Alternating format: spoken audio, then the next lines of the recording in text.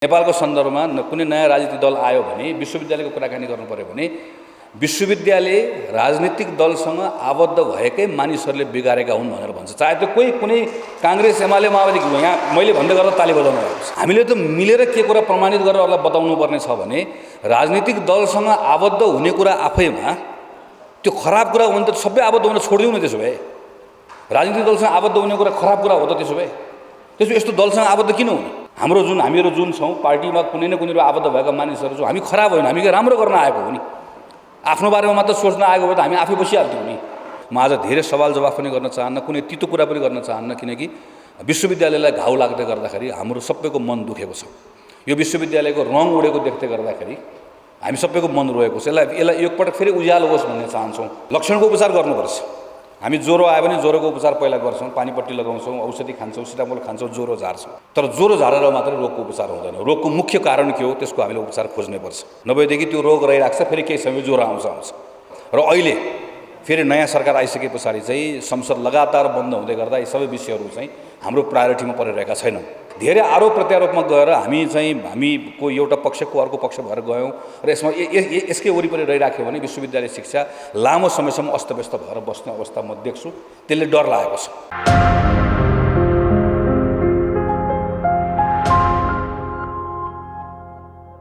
अपेक्षा गर्नुभएको छ त्यो पनि पुरा होस्, यो कामना गर्छु। यो बिचमा अघि नै मैले कुरा गर्दै थिएँ, हामीले समुदाय लगायत थुप्रै विश्वविद्यालयमा काम गर्ने हाम्रा साथीहरू गुमाएका छौँ। म उहाँहरूलाई सम्झन चाहन्छु, उहाँहरूप्रति हार्दिक श्रद्धाञ्जली अर्पण गर्छु। म आज धेरै वर्ष पछाडि त्रिभुवन विश्वविद्यालय आएको हुँ।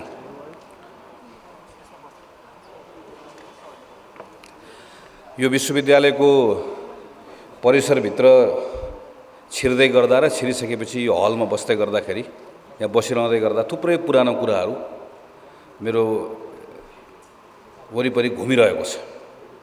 म विद्यार्थीको रूपमा पनि यो विश्वविद्यालयको एउटा विद्यार्थी नै भएर मेरो आफ्नो सम्पूर्ण पढाइ यहीँबाट गरेको।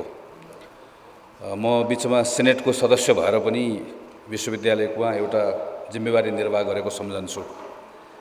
यो विश्वविद्यालयको महत्त्व कति थियो भने म त्रिचन्द्र क्याम्पसको विद्यार्थी, स्नातकोत्तर गर्ने बेलामा समाजशास्त्रको विद्यार्थी भएँ। तर यो विश्वविद्यालय म काठमाडौँको स्थायी बासिन्दा हुँ। तर यो विश्वविद्यालयको वरिपरि आएर बस्यो भने यसको त्यो रापताप त्यसले प्रकाश पनि प्राप्त हुन्छ भनेर म 6 महिना कीर्तिपुरमा आएर डेराएर बसेको थिएँ पढ्ने क्रममा, स्नातकोत्तर अध्ययन गर्ने बेलामा। यहाँको माहौलले नै अलिकति आफूलाई पढ्नका निम्ति एउटा वातावरण बनाउँछ भनेर यो विश्वविद्यालयबाटै पढ्नुभएको विद्यार्थीहरू आज नेपालको प्रधानमन्त्री पनि हुनुहुन्छ। अहिलेको प्रधानमन्त्री कतिजना भइसक्नुभयो। हामी संसदमा थुप्रै यसकै सदस्यहरू छौँ। हामी सबैको आफ्नो कुनै न कुनैसँग जोडिएका अनुभवहरू छन्। तर आज यहाँ भित्रदै गर्दा र यहाँको अहिलेसम्म मञ्चमा बस्दै गर्दा जे जति कुराहरू सुनिरहेका छौँ हामीहरू, यो कुराहरूबाट मैले आफूले के महसुस गरिरहेको छु भने कता कता विश्वविद्यालयको रङ अलिकति उडेको जस्तो लागिरहेको छ। कता कता यसको नुर अलिकति गिरिरहेको जस्तो लागिरहेको छ। शरीर त त्यस्तै छ, कता कता यसले आफ्नो ओज गुमाएको जस्तो, कता कता यसले आफ्नो मान प्रतिष्ठा गुमाएको जस्तो।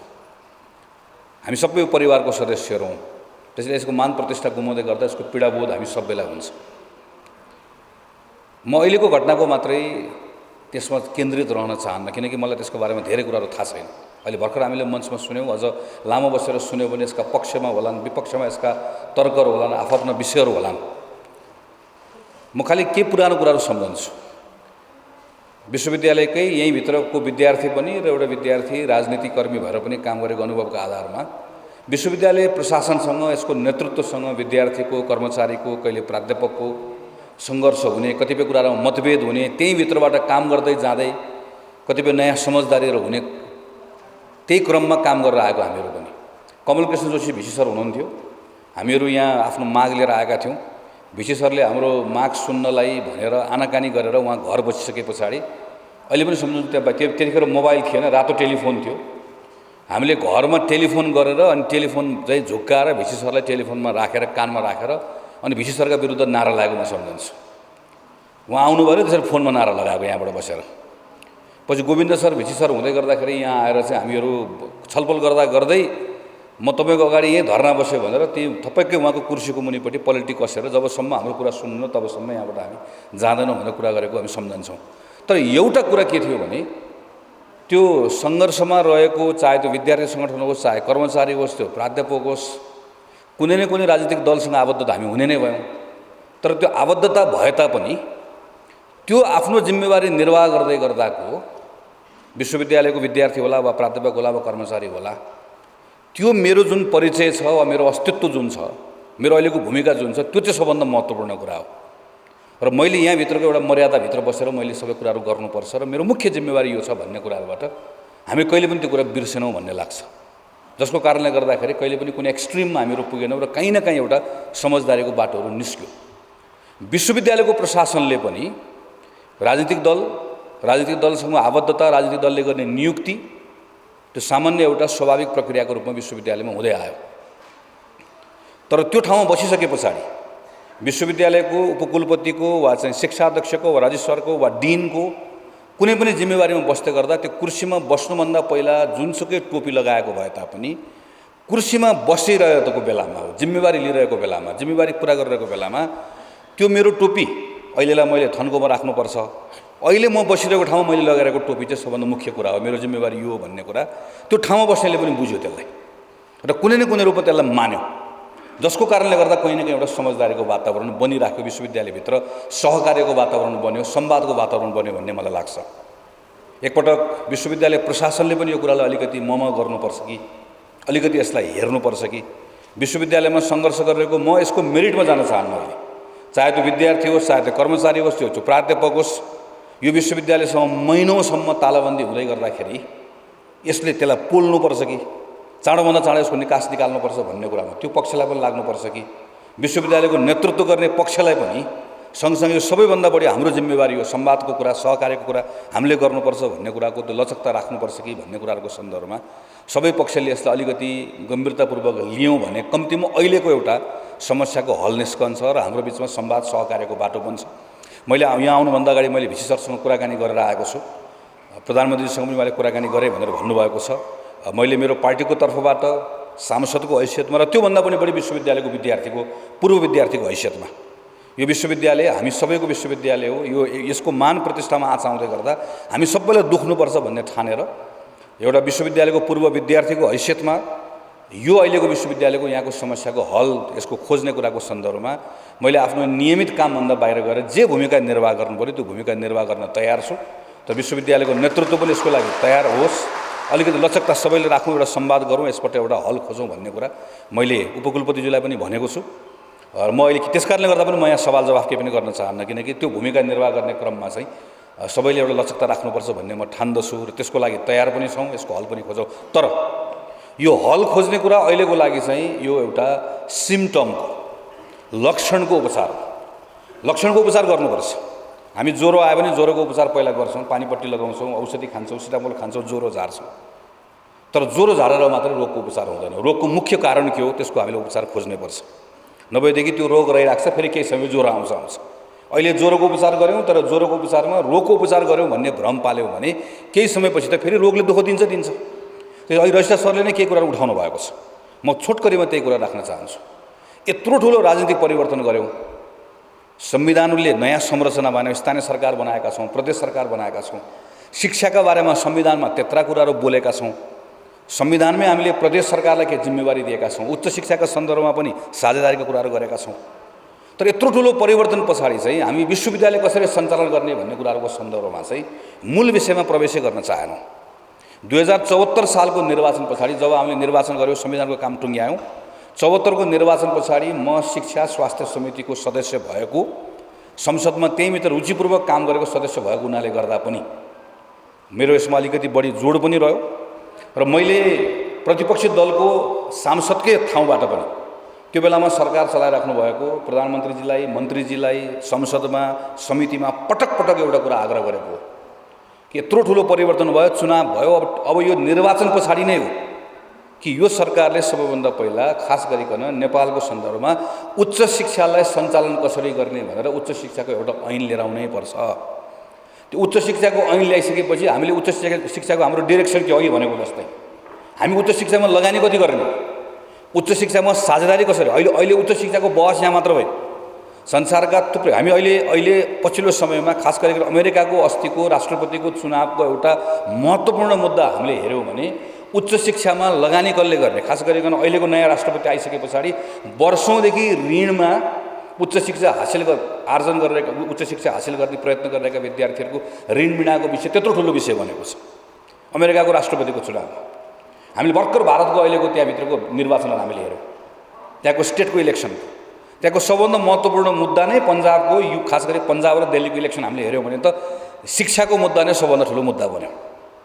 यत्रो ठुलो परिवर्तन पछाडि हामीले पनि यो मुद्दामा अब बहस गरौँ, उच्च शिक्षामा पैसा कसले हाल्ने हो, लगानी कति गर्ने हो, कसले गर्ने हो, कसरी गर्ने हो, विश्वविद्यालय कसरी चलाउने हो, सङ्घको जिम्मेवारी के हो, प्रदेशको जिम्मेवारी के हो, भइरहेको विश्वविद्यालयलाई के गर्ने हो, नयाँ विश्वविद्यालय खोल्ने हो कि होइन, यो सबैका सन्दर्भमा पहिला यसको एउटा प्रबन्ध गरौँ। यो प्रबन्ध गरिसकेपछि त्यसमा जमेर बहस गरौँ, छलफल गरौँ। यो यत्रो त्रिभुवन विश्वविद्यालय चलाउने हो कि होइन, अब खुलेर छलफल गरौँ। त्रिभुवन विश्वविद्यालय सबै ठाउँको चाहिँ सम्बन्ध आङ्गिक क्याम्पस त्रिभुवन विश्वविद्यालयको जुन छ आङ्गिक क्याम्पस अहिले भएको जति मात्र आङ्गिक क्याम्पस राख्ने हो भने जहाँ आङ्गिक क्याम्पस छैन वा जहाँका विद्यार्थीले आङ्गिक क्याम्पसमा पढ्न पाएका छैनन् तिनले किन पढ्न नपाउने, सम्बन्धन दिने हो भने यति धेरै सम्बन्धन दिएर राख्ने हो कि कसरी चलाउने हो। प्रदेशले विश्वविद्यालय धमाधम खोल्दैछ, अहिले भर्खर बागमती प्रदेशले ऐन पास गर्यो, अब बागमती प्रदेशले विश्वविद्यालय खोल्दैछ, नवलपरासीमा नयाँ विश्वविद्यालय खोल्दैछ। यो सबै कुराहरू आफ्नो ढङ्गले गर्दै गयो भने हाम्रो विश्वविद्यालय चाहिँ कुन डिरेक्सनमा जाने भन्ने कुरा कसरी तय हुन्छ।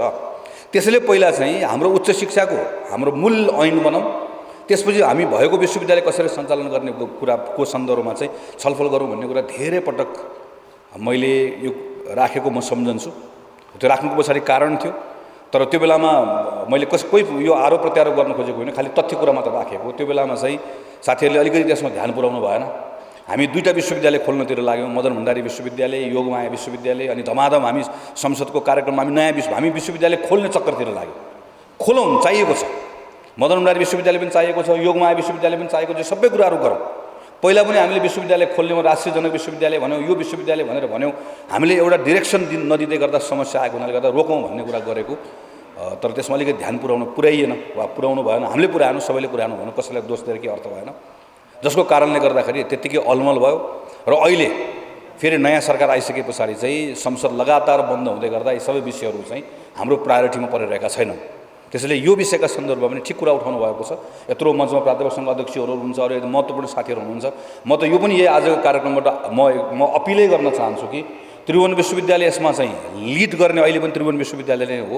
चाहे हामीका पूर्वाञ्चल बने पनि, पोखरा बने पनि, जति विश्वविद्यालय बने पनि त्यो सबै विश्वविद्यालयको लिडरसिप सप्लाई गरेको त्रिभुवन विश्वविद्यालयले नै हो। यो मुख्य विश्वविद्यालय हो, माउ हो। त्यसैले नेपालको विश्वविद्यालय शिक्षा कतातिर लिएर जाने, विश्वविद्यालय प्रशासन कसरी सञ्चालन गर्ने अघि उठ्यो। किन कर्मचारीको लिडरसिप कर्मचारीले नगर्ने भन्ने कुराहरू उठ्यो। यस्ता थुप्रै विषयहरू छन् जुन विषयका बारेमा चाहिँ अबेला नपन्छ्याएर त्रिभुवन हामी यसमा काम गर्न तयार छौँ। सबै राजनीतिक दललाई एक ठाउँमा ल्याएर काम गर्न तयार छौँ, गर्नु पनि पर्नेछ, किनकि कुनै एउटा दलको मात्र कुरा पनि होइन, यो सबै एक ठाउँमा आएर कुराकानी गर्ने हो। तर फेरि पनि यसको लिडरसिपमा धेरै हदसम्म त्रिभुवन विश्वविद्यालयकै यही पङ्क्तिमा बसेको चाहिँ सरहरूले लिनुपर्ने हुन्छ, यहीँको टिमले लिनुपर्ने हुन्छ। यो विषयको सन्दर्भमा पनि हामी छलफलमा छौँ। यसमा पनि धेरै आरोप प्रत्यारोपमा गएर हामीको एउटा पक्षको अर्को पक्ष भएर गयौँ र यसमा यसकै वरिपरि रहिराख्यो भने विश्वविद्यालय शिक्षा लामो समयसम्म अस्तव्यस्त भएर बस्ने अवस्था म देख्छु। त्यसले डर लागेको छ।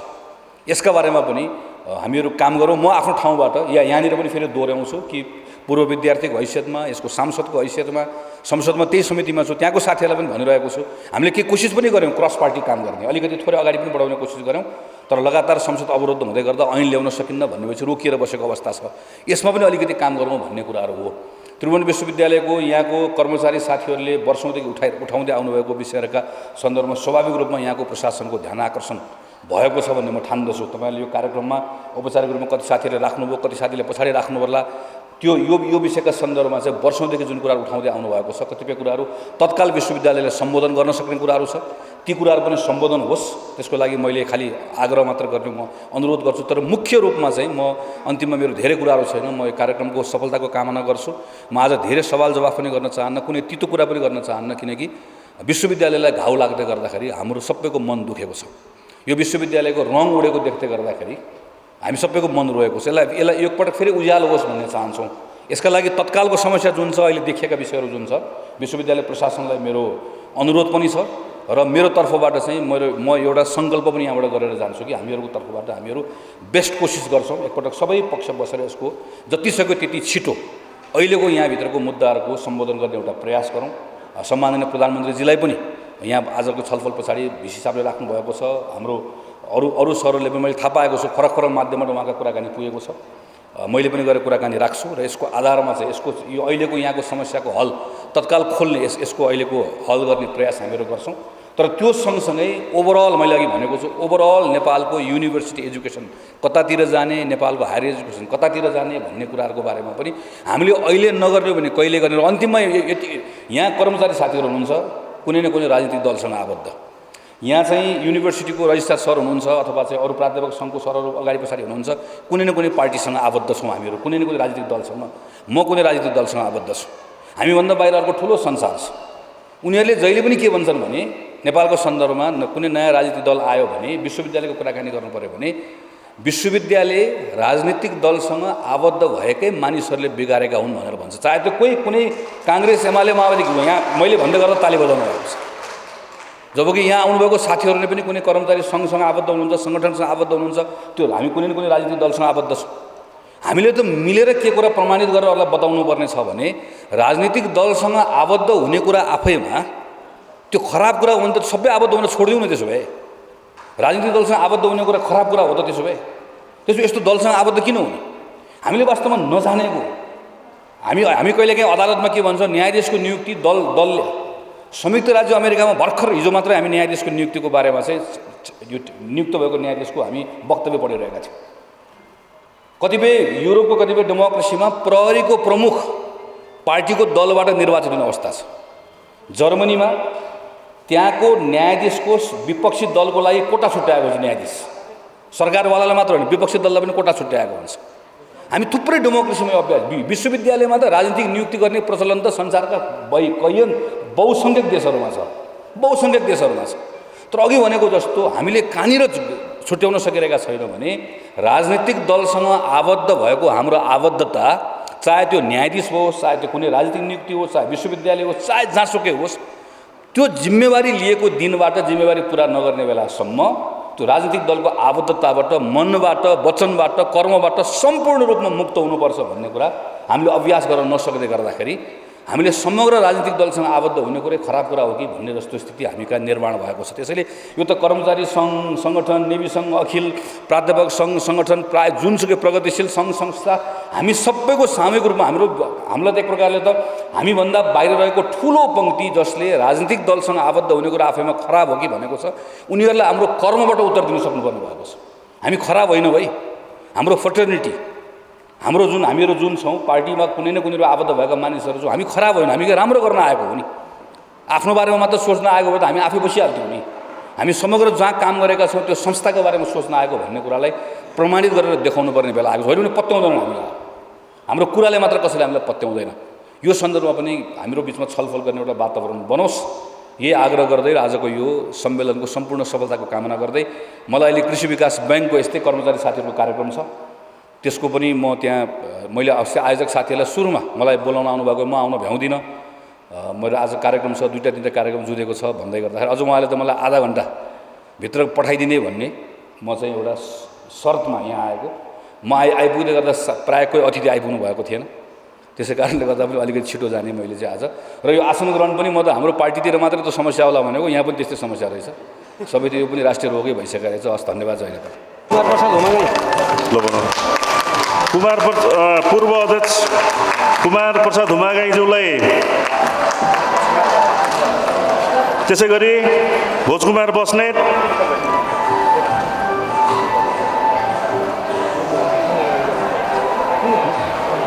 ढोला पछि ढकल छैन,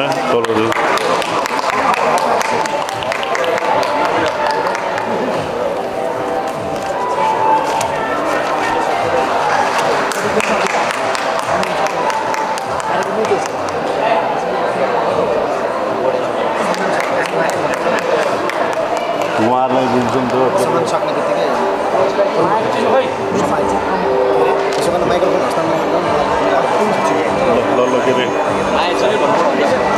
के अरे के भन्नुभयो? निवर्तमान अध्यक्षलाई मायाको चिन्ह प्रदान गरेको ल निवर्तमान अध्यक्षज्यूलाई मायाको चिन्ह र अब प्रमुख अतिथिलाई अध्यक्षबाट टोपी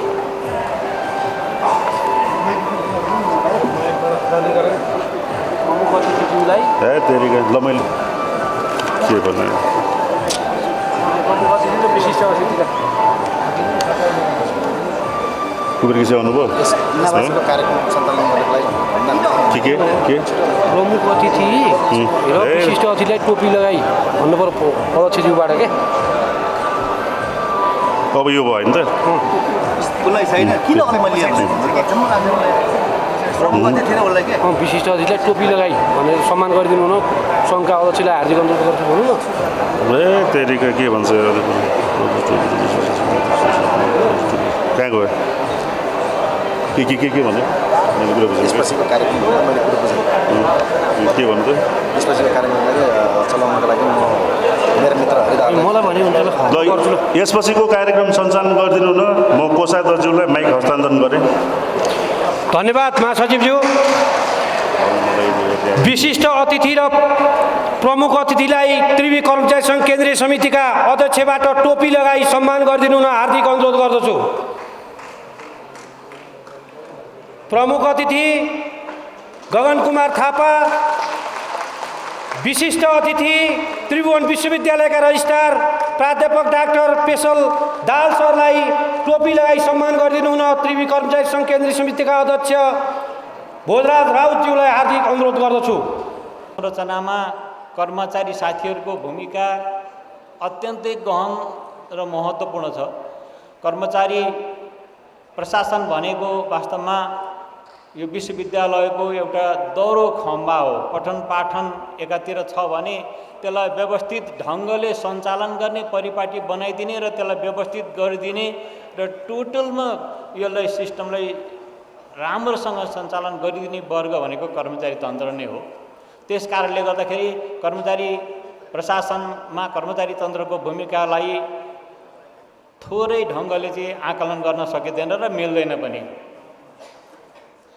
अहिले जुन ढङ्गले साथीहरूले काम गरिरहनु भएको छ त्यसलाई हेरेर मैले एकदमै आभार व्यक्त गर्दछु किनभने हामीसँगको म्यान पावरको कमी र अघि साथीहरूले भनेअनुसार यी अलिकति माहौल पनि अलि अस्तव्यस्त भएको अवस्थामा साथीहरूले जुन ढङ्गले काम गरिदिनु भएको छ त्यसको लागि विश्वविद्यालयको तर्फबाट म्यानेजमेन्टको तर्फबाट मैले साथीहरूलाई धन्यवाद दिँदै आभार पनि व्यक्त गर्न चाहेँ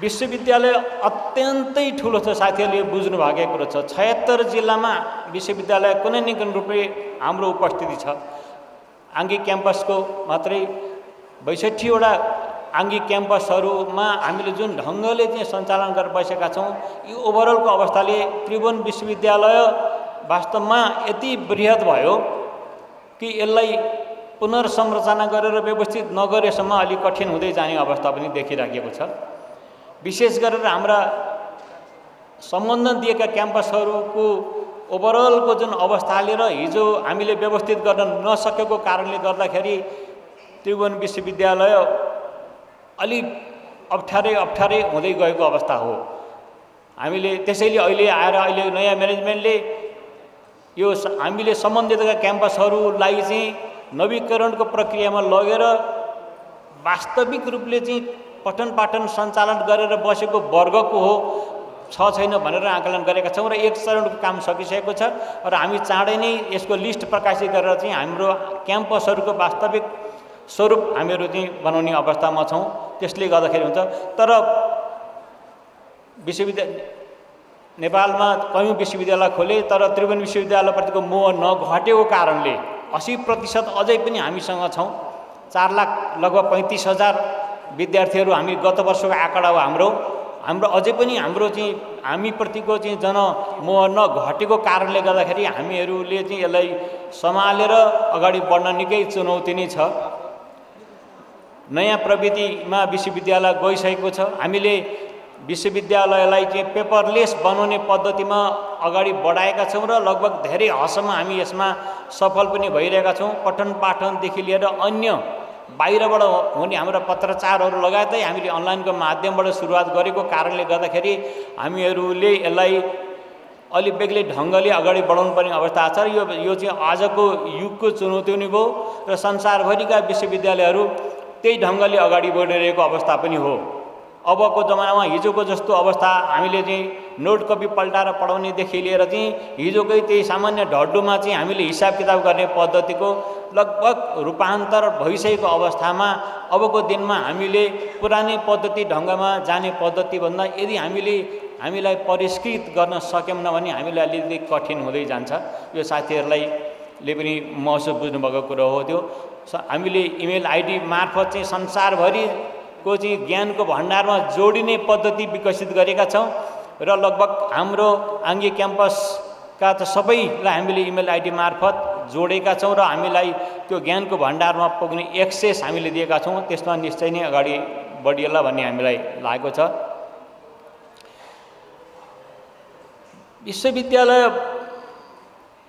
एक ढङ्गले हामीले भने पनि वास्तवमा अघि साथीले भने पनि अलि लगभग मलाई लागेको चाहिँ अलि अस्तव्यस्तै अवस्थामा हामी छौँ। 47 सालभन्दा अगाडिको हाम्रो एउटा गोल थियो। त्यति बेला पनि हामीले आन्दोलन गर्थ्यौँ, तालाबन्दी गर्थ्यौँ, एउटा गोल थियो। त्यो गोल भनेको के थियो भने हामीले हाम्रो चाहिँ त्यो चाहिँ संयन्त्रमा हाम्रो चाहिँ संयन्त्रमा नीति निर्माणको संयन्त्रमा चाहिँ जनताको पहुँच पुगेन, टिपटाप सिस्टम मात्रै भयो भनेर पञ्चायतको विरुद्धमा हामी गोलबन्द भएका हौँ। एकदमै हो 47 सालसम्म। 47 सालसम्म हामीले एक ढङ्गको हामीले उपलब्धि हासिल गऱ्यौँ। त्यस पछाडि 63 सालमा गइसके पछाडि जुन आन्दोलन हामीले सफलतापूर्वक अवतरण गऱ्यौँ, अब हामीसँग आन्दोलन गर्ने अवस्था केही छैन। तर उच्च शिक्षा चाहिँ अस्तव्यस्त हुने पद्धति चाहिँ अगाडि बढ्यो। त्यसभन्दा 47 सालभन्दा पछाडि पनि उच्च शिक्षामा हामीले चाहिँ राम्रोसँग दृष्टि दिन सक्यौँ। जो सरकारमा भएका हामीले दृष्टि दिन सक्यौँ। अहिलेसम्म पनि उच्च शिक्षामा जुन सरकारको जुन लगानी गरेको छ एकदमै न्यूनतम छ। जुन संसारका इभेन तपाईँको साउथ एसियाका मुलुकहरूभन्दा पनि सबैभन्दा न्यूनमा हामी भएको अवस्था छ। उच्च शिक्षामा हामीले हेऱ्यौँ न, उच्च शिक्षा व्यवस्थित गर्न सक्यौँ न। अब यही ढङ्गले चाहिँ उच्च शिक्षा चल्दैन। हामीसँग सांसदको हिसाबले होइन, माननीयको हिसाबले मात्रै होइन, नेपाली काङ्ग्रेस जस्तो चाहिँ पार्टीको चाहिँ महामन्त्री हामीसँग यहाँ उपस्थित हुनुहुन्छ। अब उहाँहरूले सोच्ने कुरा हो उच्च शिक्षा चलाउने कसरी, उच्च शिक्षा यही ढङ्गले अगाडि बढाउने हो कि यसमा चाहिँ रिथिङ्क गर्नु पर्यो, बहस छलफल त हुनु पर्यो नि। कस्तो नेतृत्वले विश्वविद्यालय चलाउनेदेखि लिएर बहस छलफल गरेर एउटा साझा समिति बनाइसकेपछि त कुनै समस्या हुँदैन। जुनसुकै सरकार आए एउटा निश्चित पद्धतिमा अगाडि बढ्ने होला। अब यही ढङ्गले चाहिँ उच्च शिक्षा चलाउनेमा हामी हौँ भने भविष्य चाहिँ लगभग उच्च शिक्षाको मैले चाहिँ सकारात्मक देख्न छोडेको अवस्था। किनभने हामीले हरेक ठाउँमा हामीले पोलिटिक्सलाई जोडेका छौँ। म पनि कुनै पोलिटिकल पार्टीबाट आबद्ध भएर यहाँ आएको होला होइन, म पनि त्यही होला। टोटालिटीमा हामीले अब उच्च शिक्षालाई अगाडि बढाउने पद्धतिमा चाहिँ बहस गऱ्यौँ न र एउटा साझा सहमतिले उच्च शिक्षा हो, उच्च शिक्षा इभेन शिक्षा चलाउनेमा चाहिँ हाम्रो चाहिँ सबै पोलिटिकल पार्टीहरूको साझा सहमतिले अगाडि बढ्ने अवस्था नहुन्जेलसम्म अब अलि अन्धकारमय हुँदै गरेको देखाएको छु। गगन थापाजी महामन्त्री हुनुहुन्छ, अरू ढङ्गको माननीयको हिसाबले मात्रै भएको भए म यो कुरा राख्ने थिएन होला। उहाँ महामन्त्री हुनुहुन्छ, नेपाली काङ्ग्रेसको सानो पार्टीको होइन नि, सबैभन्दा पुरानो र चाहिँ ठुलो पार्टीको महामन्त्री हुनुहुन्छ। विश्वविद्यालयमा तालाबन्दी भएको छ। तालाबन्दी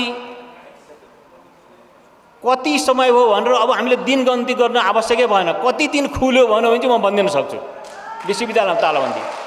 र यो धर्मकान्त बास्कोटा विश्वविद्यालयमा उपकुलपति आएपछि निरन्तर तालाबन्दी भएको थियो। त्यो तालाबन्दी नेपाली काङ्ग्रेसको भातृ सङ्गठनले गरेको छ। अन्य समूहको नेपाली नेपाली काङ्ग्रेसको भातृ सङ्गठनले गरेको तालाबन्दी हो, आफ्नो नेविसनको ब्यानरमा तालाबन्दी छ। यो जसले सरकार चलाइरहेको छ उसैको भातृ सङ्गठनले शिक्षण संस्थाहरूमा चाहिँ अवरोध सिर्जना गर्दाखेरि यो नेपाली काङ्ग्रेसलाई चाहिँ उत्पादक हुन्छ कि प्रत्युत्पादक हुन्छ, यो चाहिँ महामन्त्रीजीले यहाँ जवाब दिनु। हामीले हाम्रो पाठबाट सबै कुरा भनिसकेका छौँ। हामीले सम्पूर्ण हारगुहार गरिसक्यौँ, ताला लगाउने साथीहरूसँग धेरैपल्ट बस्यौँ, हामीले गर्न सकेनौँ, हामीले सार्वजनिक सूचना गऱ्यौँ, आमन्त्रण गऱ्यौँ, हामीले सकेनौँ।